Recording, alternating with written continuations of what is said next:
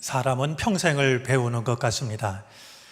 오늘 일부 예배 전에 우리 교우들이 오시면 이렇게 인사를 하며 맞는 안내위원이 있는데 그 중에 한 분이 홍 권사님이십니다. 아주 밝고 따뜻한 목소리로 인사를 해서 예배당으로 들어서는 우리들의 마음을 밝혀주는데요. 오늘 옆에 서서 가만히 지켜보다가 한 가지 모습을 새삼스레 보게 되었습니다. 우리 인사를 받는 분들 중에는 맞은편에서 이렇게 오시다가 얼굴을 마주하는 분들도 있고요. 엘리베이터에서 나오셔서 이렇게 등을 지는 분들도 있습니다. 근데 신기하게 얼굴을 마주하는 분들은 그 인사를 금방 알아듣고 눈으로 혹은 웃음으로 또 혹은 말로 이렇게 화답을 하는데 등을 지고 있는 분들은 잘 못 알아차리는 경우들이 있는 것을 보았습니다. 저는 우리의 예배도 마찬가지가 아닐까 하는 생각이 문득 들었습니다. 우리가 주님의 얼굴을 바라보게 될 때 우리 드리는 찬양도 우리에게 은혜로 다가오고 말씀을 들을 때도 그 말씀이 주님의 말씀으로 다가오지 않을까 하는 생각을 하게 되었습니다.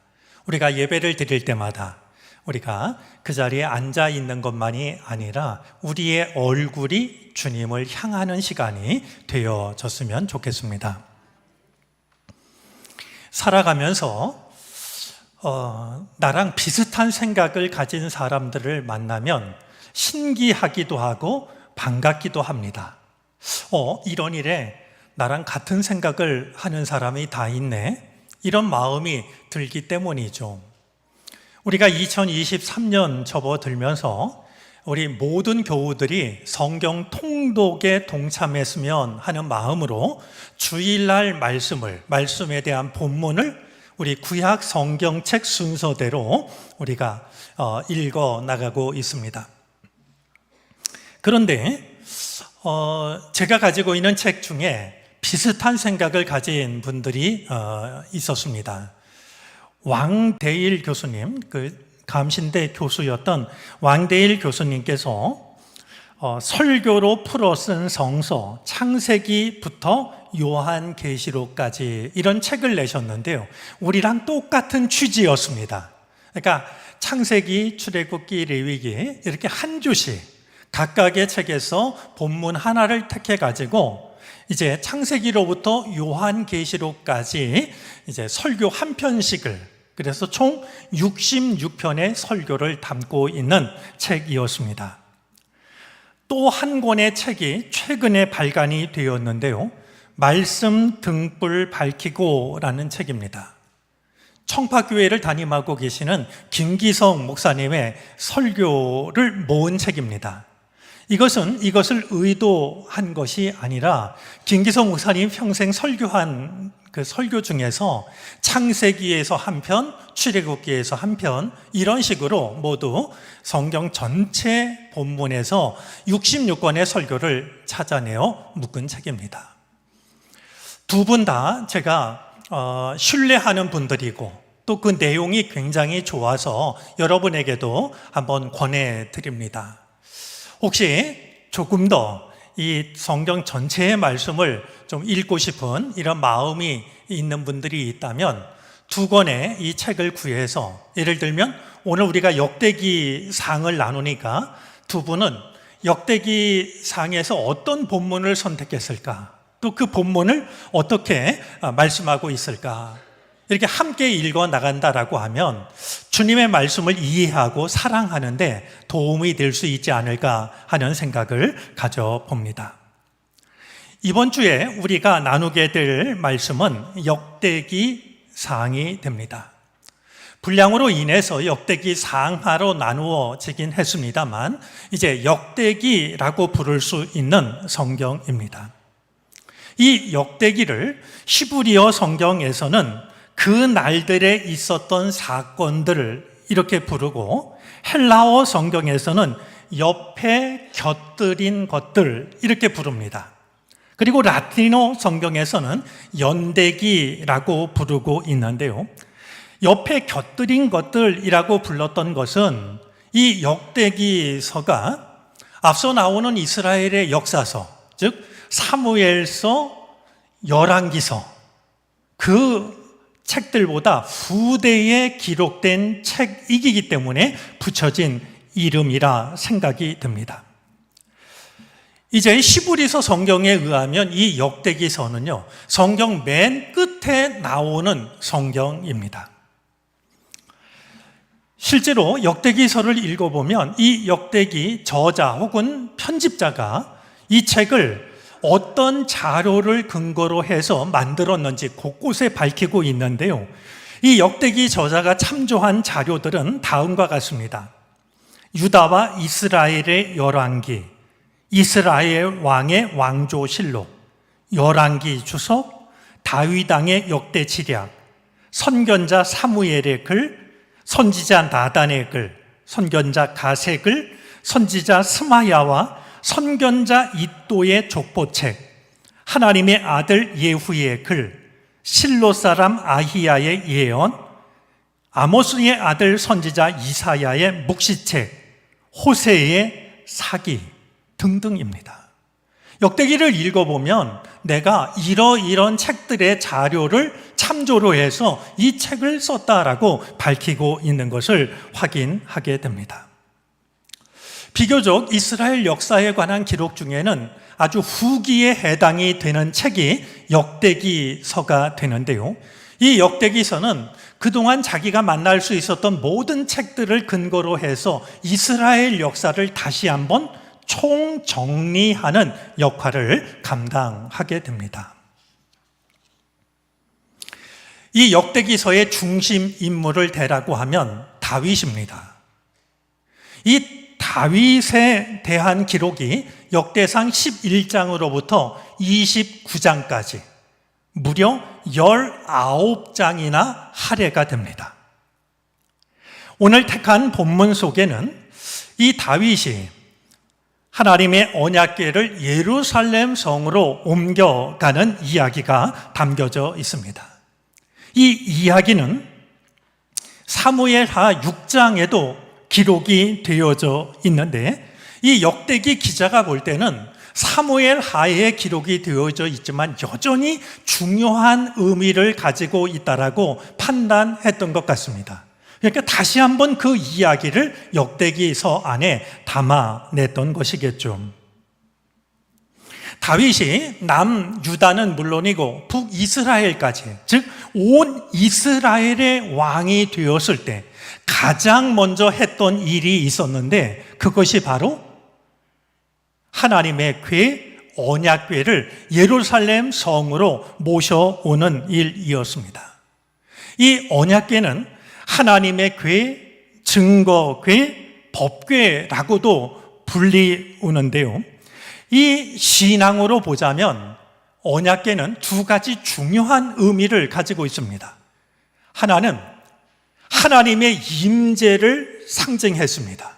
그러니까 하나님은 어디나 계시지만 언약궤가 모셔져 있는 곳에 특별히 거룩하신 하나님이 함께 하신다 생각을 했습니다.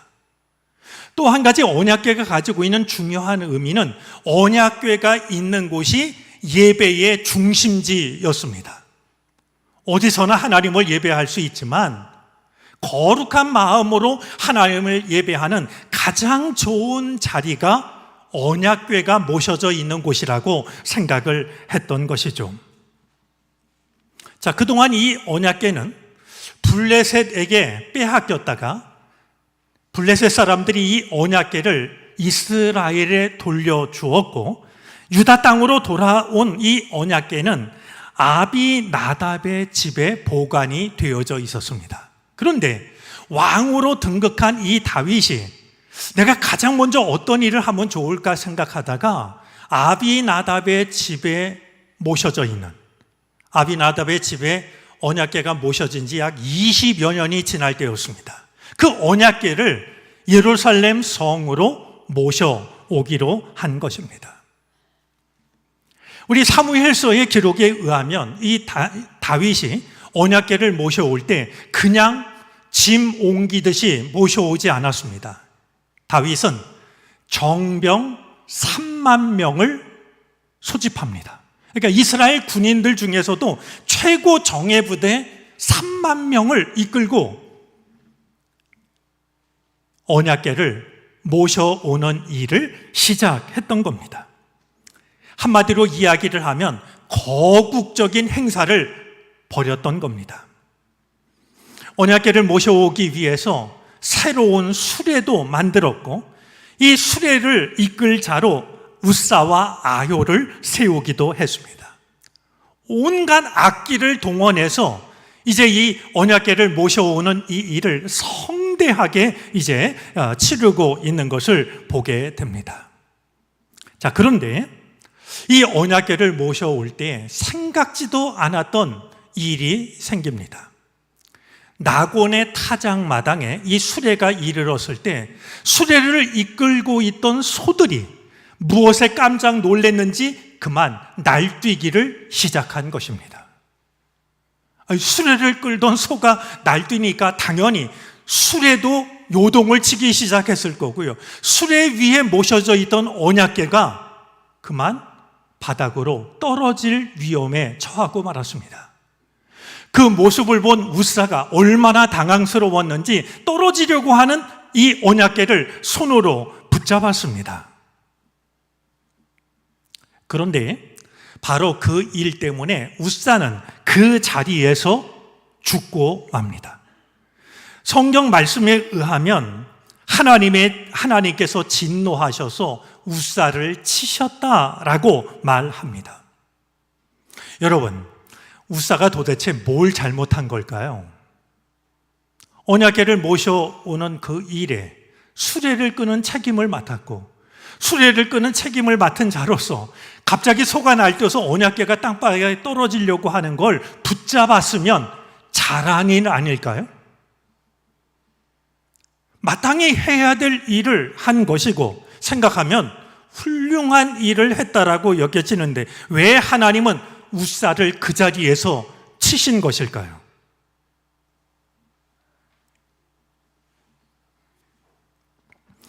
이 대목에서 당연히 지적을 받는 일들이 있습니다. 언약궤를 수레에 실었던 것부터가 잘못이라는 지적입니다.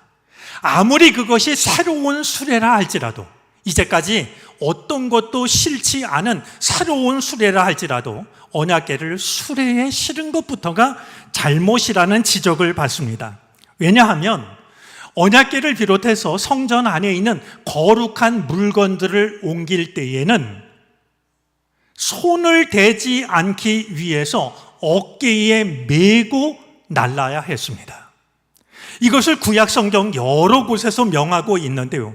특별히 언약궤를 보면은요, 언약궤에 손을 대지 않기 위해서 언약궤 네 구퉁이에 고리를 달고 이 고리에다가 긴 막대기 채를 걸고 레위 자손 중에서도 고핫 자손들이 고핫 지파 사람들이 어깨에 메고 언약궤를 옮겨야만 했습니다. 그런데 다윗은 이걸 보다 성대하게 하기 위해서 3만 명의 군인들을 동원했고 어깨에 메야 할 이 언약궤를 두고서 수레에 싣고 움직였던 것입니다. 여러분, 이 언약궤가 이제 옮겨지는 기럇 여하림으로부터 예루살렘에까지는 약 10km의 거리가 떨어져 있습니다. 그러니 생각하면 이 10km를 언제 어깨에 메고 갈까? 차라리 수레에 싣고 소를 몰고 가는 게 훨씬 더 빠르지 않을까? 이런 생각도 하지 않았을까 짐작을 해봅니다. 누구의 손도 닿을 수 없었던 언약궤였는데요. 우사는 이 언약궤가 떨어지려고 하자 자기도 모르게 반사적으로 붙잡았던 겁니다.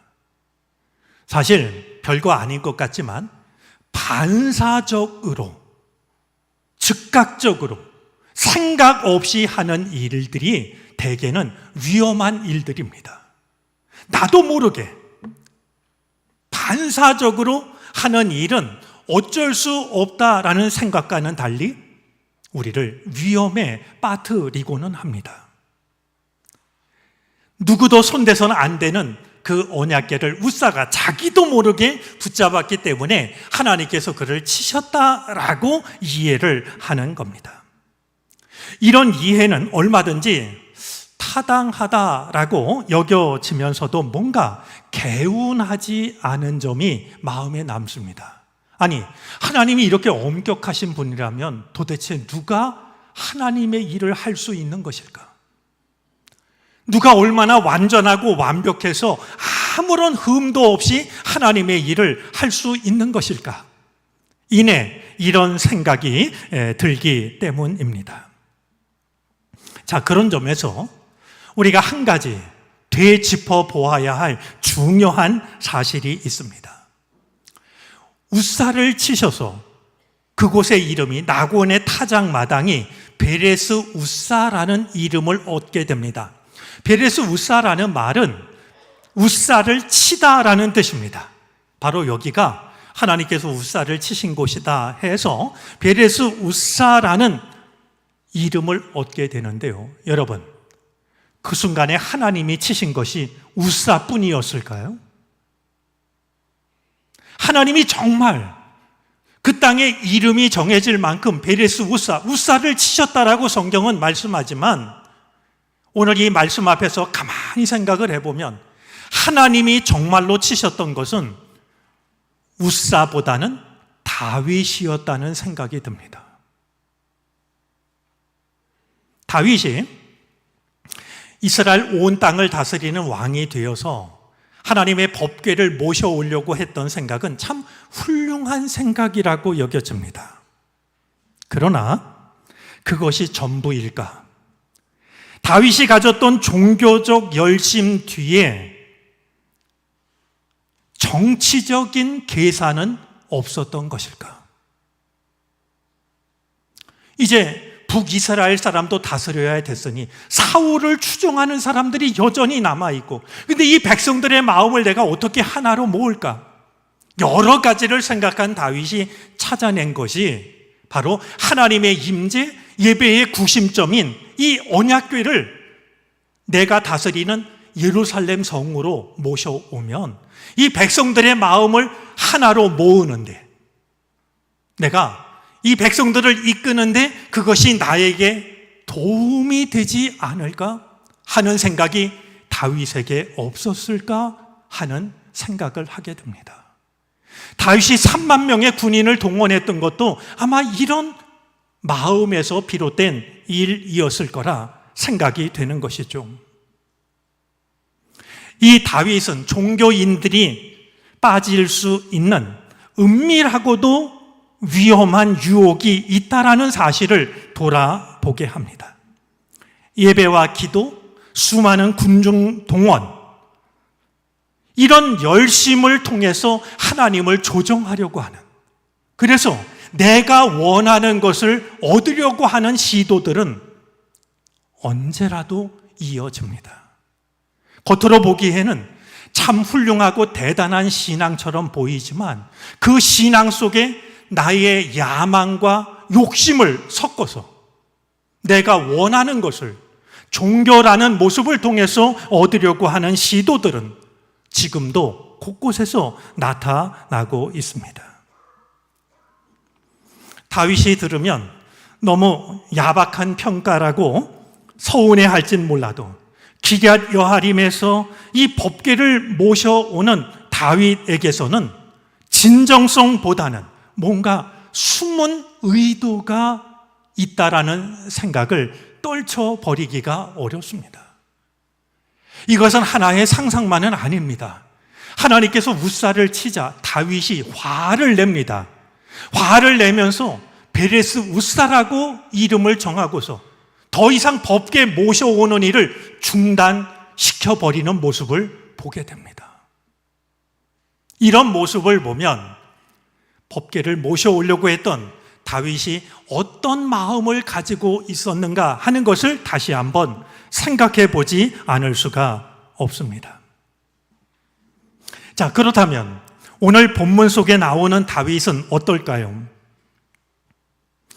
나곤의 타작 마당에서 걸음을 멈춘 이 언약궤는 가드 사람, 블레셋 사람인 오벳 에돔의 집으로 옮겨집니다. 그런데 이 언약궤가 이방인인 블레셋 사람 오벳 에돔의 집으로 옮겨가게 되자 그 집에 복이 나타나기 시작합니다. 누가 봐도 야, 저 집이 이런 복을 다 받을까? 이런 놀라운 일들이 불과 3개월 안에 일어나기 시작을 한 겁니다. 아무리 이방인이라 할지라도 주님을 모신 가정에 주님의 은혜와 복이 임한다라고 하는 사실을 오벳 에돔은 돌아보게 합니다. 자, 이 이야기를 들은 다윗이 다시 하나님의 법궤를, 하나님의 궤를 예루살렘으로 모셔오기로 합니다. 다윗에게는 석 달 전에 있었던 실패의 경험이 있습니다. 이번에 다윗은 철저하게 준비를 합니다. 이번에는 군대를 데려간 것이 아니라 언약궤를 매기에 합당한 이들을 선별합니다. 그리고 그들로 하여금 언약궤를 어깨에 매게 하였죠. 지난번 실패의 원인이 어디에 있었는지를 다윗도 정확히 알고 있었던 겁니다. 결국 하나님의 도우심으로 이 언약궤는 무사히 예루살렘 성으로 들어오게 되는데요. 이 일이 너무나 감사해서 수송아지 7마리와 순양 7마리를 제물로 바쳤다라고 오늘 성경은 기록하고 있습니다. 그런데요, 같은 내용을 기록하고 있는 사무엘하 6장에 보면 조금 더 감동적인 내용이 있습니다. 이걸 다 옮겨온 뒤에 감사해서 제물을 바쳤던 게 아니라 열왕기하에 보면은요, 이 제사장들이 언약궤를 메고 6걸음을 걸어간 뒤에 걸음을 멈춥니다. 그리고 걸음을 멈춘 그 자리에서 그들은 소와 살찐 양을 잡아서 하나님께 제사를 드렸습니다. 지난번에는 10km나 되는 그 길을 빨리 오려고 말이죠. 수레를 만들었을지 모르지만 이번에는요, 6걸음을 옮기고 걸음을 멈추고 그리고 하나님께 제사를 드리고 그 일을 계속해서 반복하면서 예루살렘까지 왔던 겁니다. 첫 번째 언약궤를 모실 때와 두 번째 모실 때 무엇보다 달라진 것은 다윗의 태도입니다. 처음 언약궤를 모실 때는요, 백성들과 함께 즐거워할 뿐이었습니다. 그런데 두 번째 모실 때의 다윗의 모습은 사뭇 다릅니다. 다윗은 모시로 만든 에봇만을 걸치고서 주님 앞에서 온 힘을 다하여 춤을 춥니다. 여러분, 지금 다윗이 입고 있는 모시로 만든 에봇은요, 누구라도 예배에 참여할 때 입는 옷이었습니다. 다윗은 지금 왕의 옷을 입은 것이 아니라 예배자의 옷을 입고 있습니다. 그리고 온 힘을 다하여 춤을 추는데요, 온 힘을 다하여 춤을 췄다라는 말을 다른 단어로 바꾼다면 저는 이 말이 적절하다고 생각합니다. 덩실덩실. 얼마나 기쁜지 덩실덩실 춤을 추면서 이 언약궤를 따릅니다. 그 모습이 다윗의 아내였던 미갈이 볼 때는 얼마나 채통이 없는 일인지, 마치 건달배들이 춤을 추는 것처럼, 마치 술 취한 사람이 춤을 추는 것처럼, 그래서 결국 신하들의 아내들 앞에 왕의 몸을 드러내는 말이죠. 지금 이 다윗이 입고 있는 옷을 조금 더 실감나게 표현하면 제가 속에 아무 옷도 입지 않고 이 가운 하나 입은 거, 이렇게 생각하셔도 크게 다르지 않을 겁니다. 이 옷을 입고 춤을 췄으니 바람이 불 때마다, 몸이 움직일 때마다 이 속살이 드러나지 않았겠습니까? 그러니까 미갈은 왕의 채통을 잃어버린 일이라고 말이죠. 다윗을 비난할 정도였습니다. 하지만 다윗은 주님을 찬양하는 일 때문이라면 나는 이보다 더 낮아지고 싶다라고, 그렇게 자기가 덩실덩실 춤을 춘 이유를 밝히고 있습니다. 여러분, 오늘 말씀의 제목이 다윗의 춤인데요, 이 다윗의 춤은 여러분에게 어떤 의미로 다가오시는지요? 제게는 이러합니다.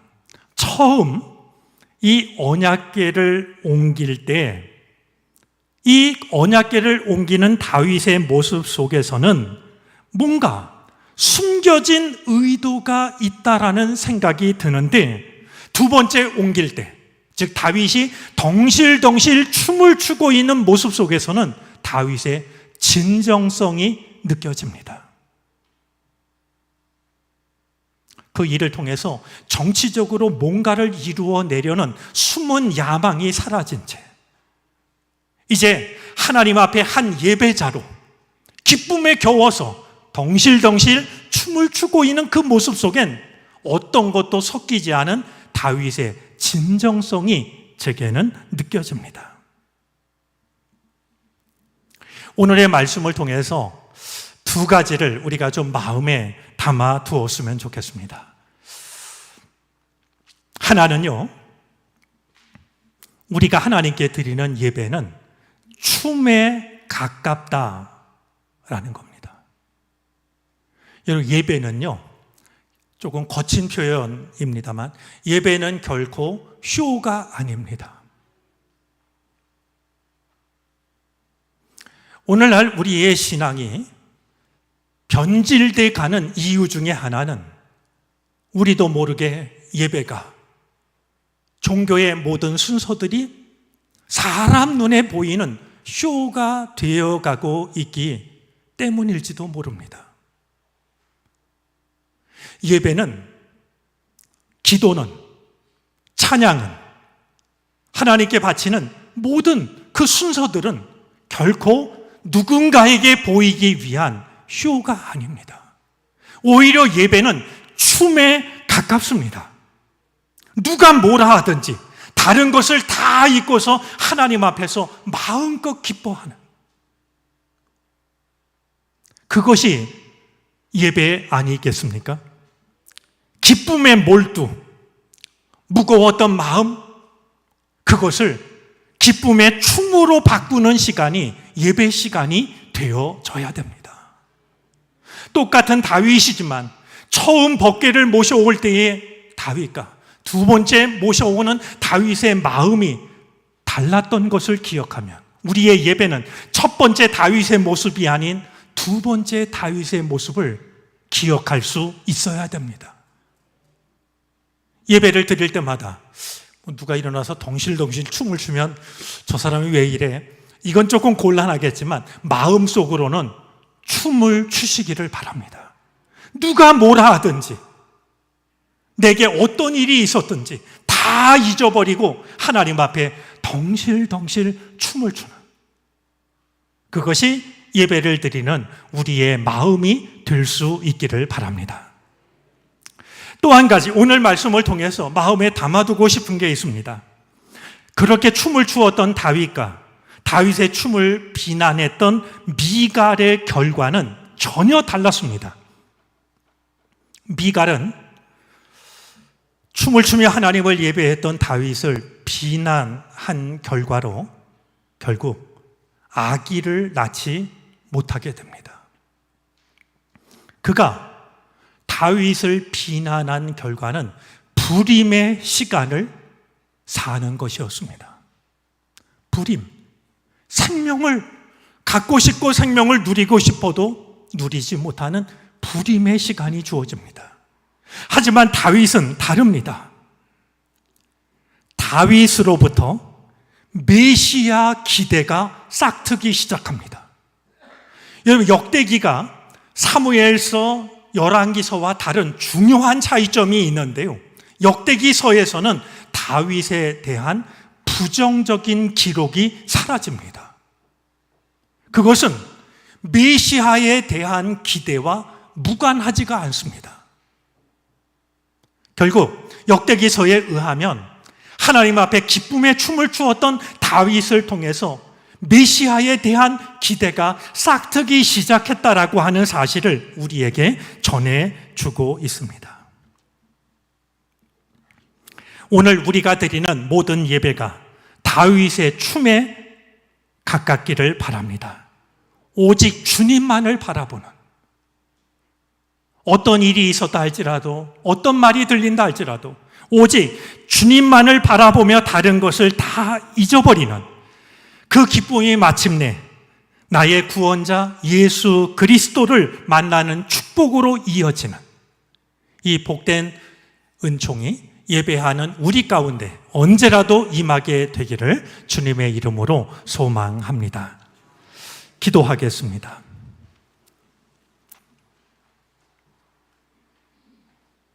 우리의 믿음과 우리의 예배가 하나님 앞에서의 춤이 되기를 원합니다. 세상의 모든 것을 다 잊고 주님 앞에서 추는 기쁨의 춤이 되게 해 주옵소서. 이 기쁨이 우리 안에 쌓이고 쌓여 마침내 나의 구원자 예수 그리스도를 만나는 은총으로 이어지게 하옵소서. 예수 그리스도의 이름으로